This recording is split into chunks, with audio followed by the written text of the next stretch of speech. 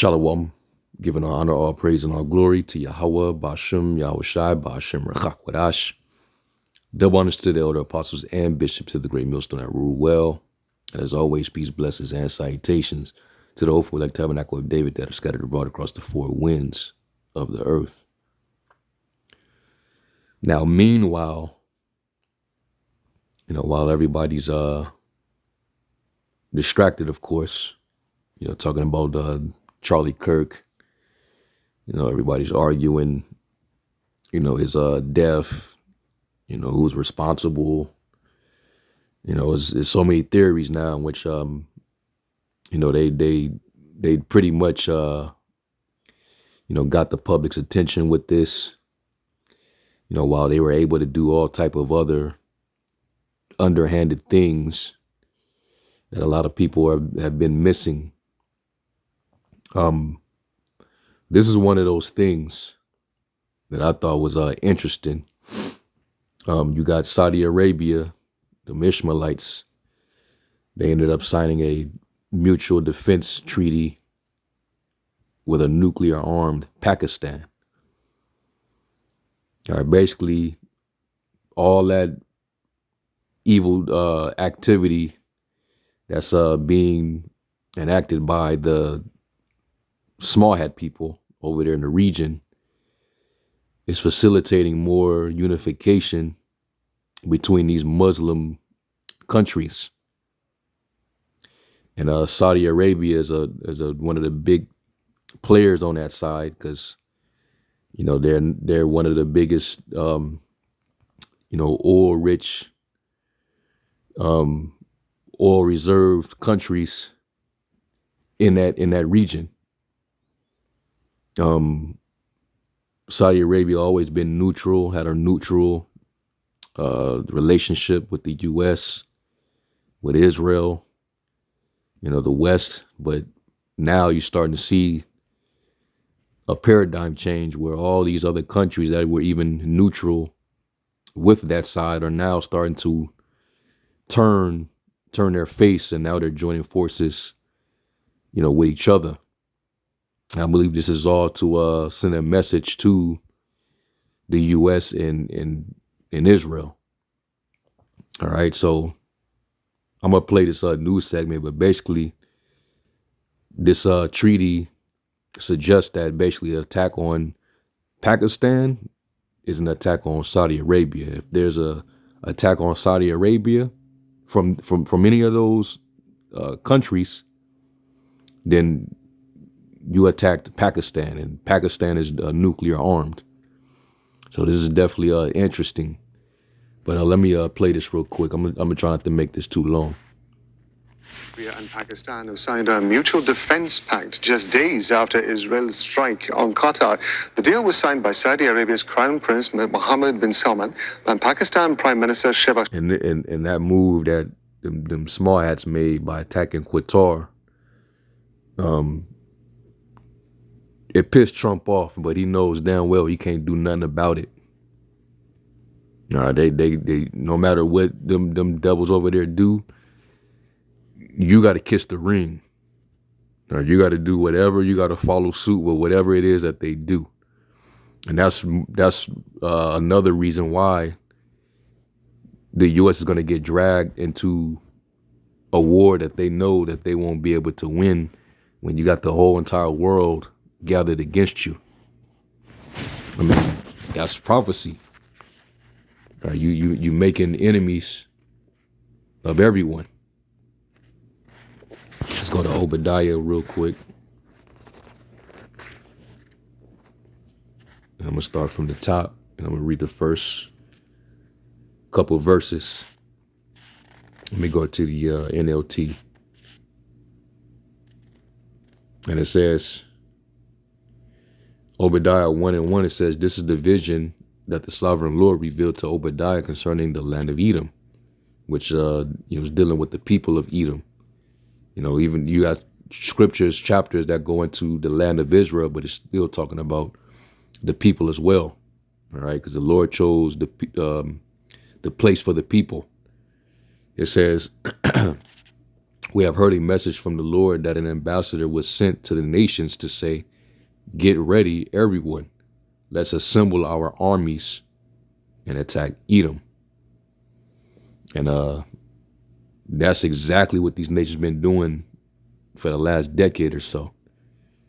They've been converting their military, developing their nuclear arsenals, stockpiling, their defense systems. They've been having all these joint drills with each other, making all type of treaties and pact deals. And, all this activity from the U.S. and from these small hats is pushing the world to unify, to come, together to undermine this dominance. All right.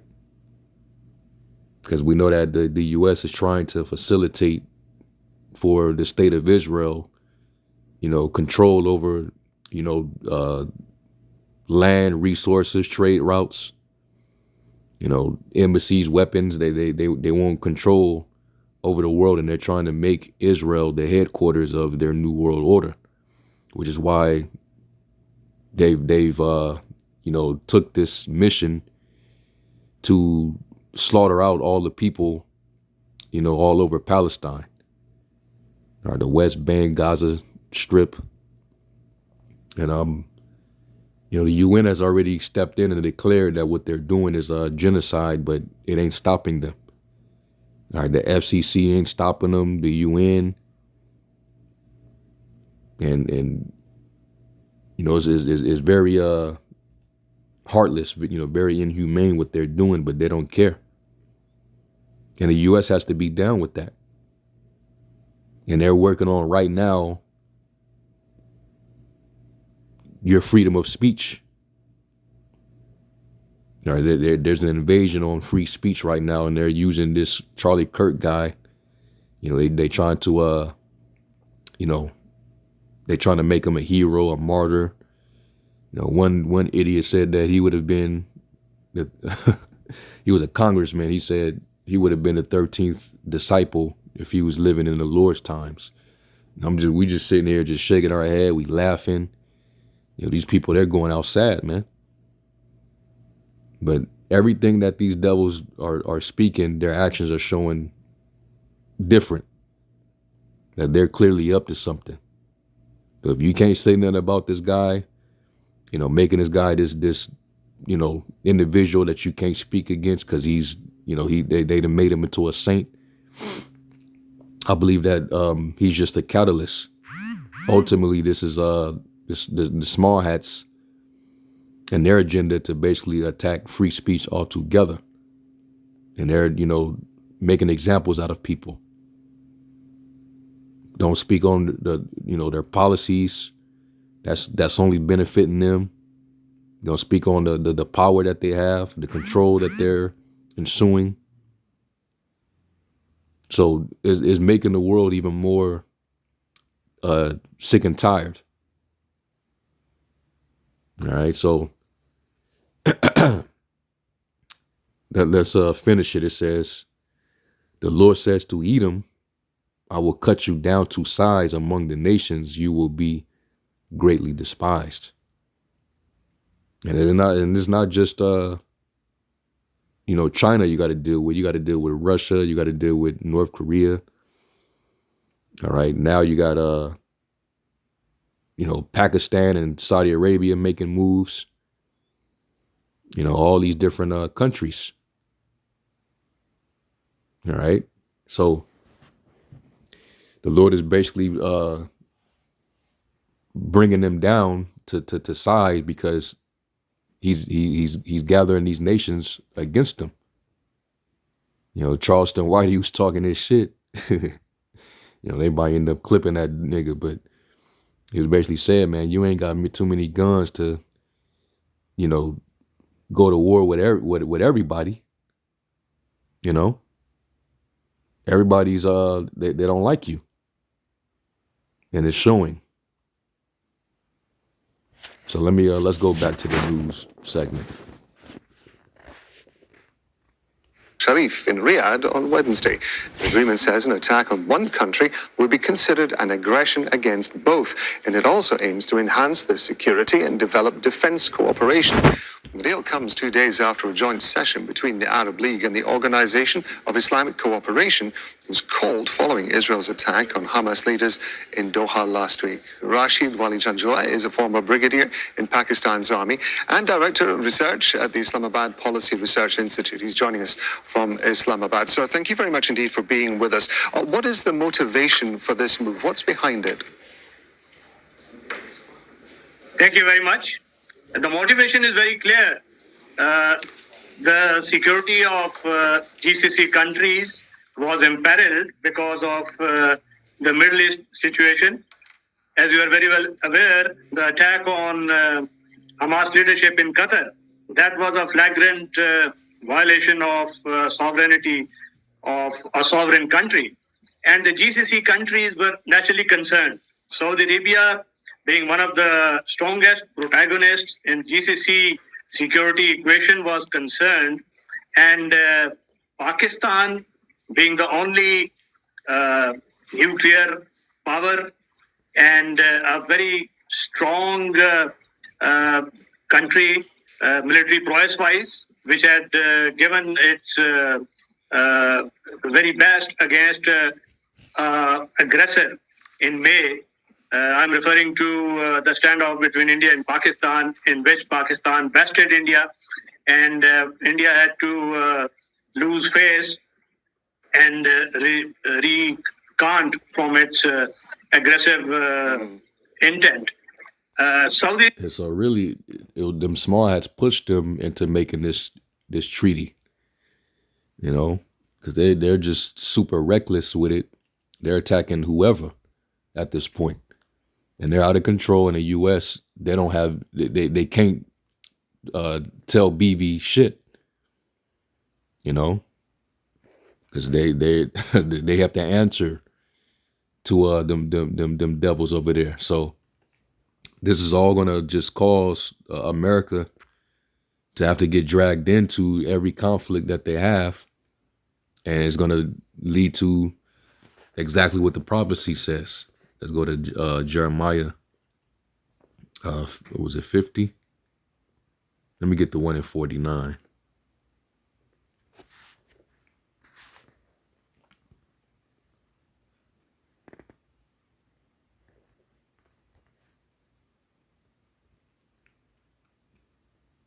It is Jeremiah 49 and 20. It says, "Therefore hear the counsel of the Lord that he had taken against Edom in his purposes, that he had purposed against the inhabitants of Teman.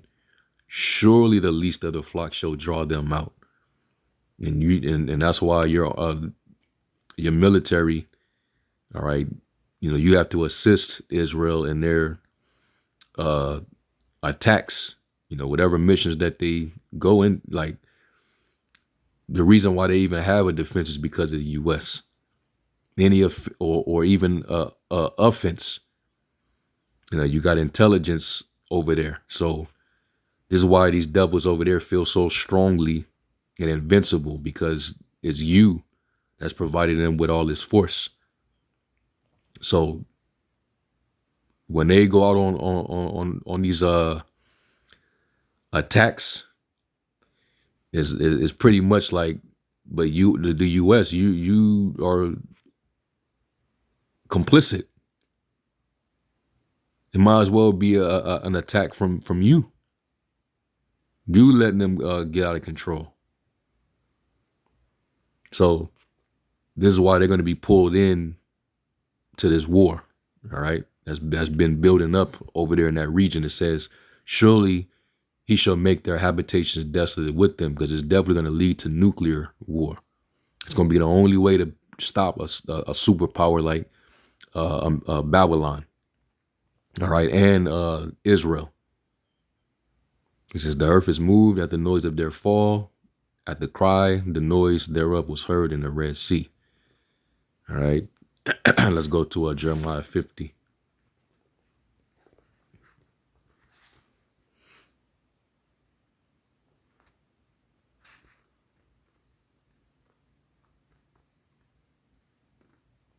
It is Jeremiah 50 and 45. It says, therefore hear ye the counsel of the Lord that he hath taken against Babylon, and his purposes that he hath purposed against the land of the Chaldeans.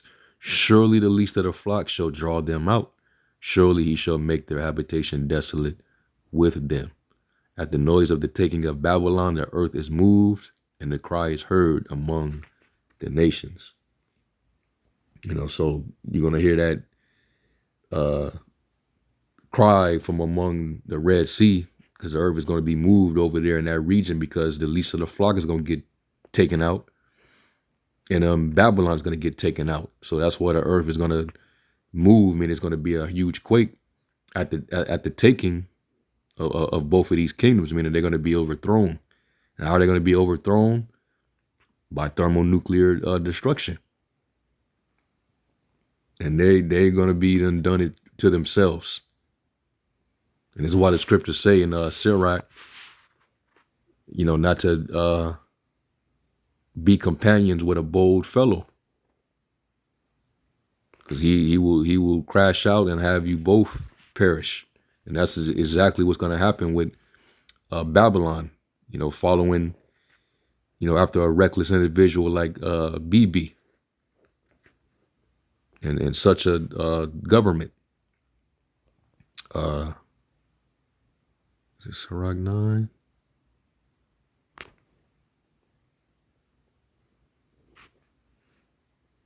It might be 8. Let me go to the 8th chapter. Yeah, Sirach 8 and 15, it says, travel not by the way with a bold fellow, lest he become grievous unto thee. For he will do according to his own will, and thou shalt perish with him through his folly. And BB, he's a bold fellow. He doesn't care what the UN, the FCC, these world leaders, making pacts and deals with each other. He doesn't care. It ain't moving him. He's still gonna bomb hospitals with children in it. I read an article where they're just doing straight up headshots to children over there in Gaza. They're starving them out and having snipers, aim for their head. So all this wickedness, man, is going to eventually catch up to him. Was that Job 20? The heaven shall reveal his iniquity, and the earth shall rise up against him. And it's only the beginning. All these nations making deals with each other, joining forces. It's all really to send a declaration to the dominant, aggressive USA and Israel. That's what they're doing. And the Lord is the one that's mustering the host of the battle. He's putting their spirit to gather up. All right. So let me finish this out and then we'll close. India and Pakistan had in the past these defense cooperation arrangements in place, and it has been a traditional relationship.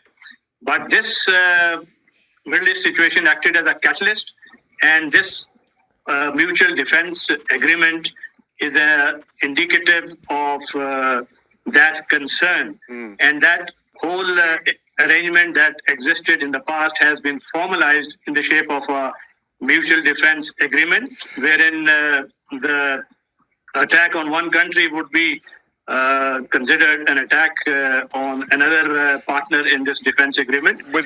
And remember, prophecies did state that that he would basically array the dragons of Arabia. Let's go to 2nd Ezra 15 real quick. 2nd Ezra 15 and 28, it says, behold, a horrible vision and appearance thereof from the east, where the nations of the dragons of Arabia shall come out with many chariots, and a multitude of them shall be carried as the wind upon earth, that all they which hear them may fear and tremble. You getting them involved, it's going to be a problem. Saudi Arabia, they've always been, kind of neutral. But now, this latest move with that attack on Qatar, there's no telling what them small hats will do. So here we are. It says also the Cormanians, which are the Iranians, raging in wrath shall go forth as the wild boars of the wood, and with great power shall they come and join battle with them, and shall waste a portion of the land of the Assyrians. Okay. It says, and then shall the dragons have the upper hand, remembering their nature. Because Ishmael's a wild man. So they're gonna remember their nature. It says, and if they shall turn themselves, conspiring together in great power to persecute them. All right. So the Lord is he's gathering them. Okay. So this is very significant. But the world right now is distracted. All right, this Charlie Kirk situation, it's completely distracted, man. But we're gonna see the developments and in the following weeks to see, how this all unfolds. I heard a couple weeks back, Turkey, they was cutting off ties with Israel. Cutting off the airspace and everything. So everybody over there is pretty much turning against those people and the great whore. And they're making the moves to show and making a declaration. And as the Lord said, for nation shall rise against nation and kingdom against kingdom. And that's exactly where we at. So, y'all can, get the articles. It's different news segments. But yeah, man, let's just continue to watch as well as pray. And with that, I'm going to give all honor, praise, and glory to Yahweh Shem Yahweh Shai. Shalom.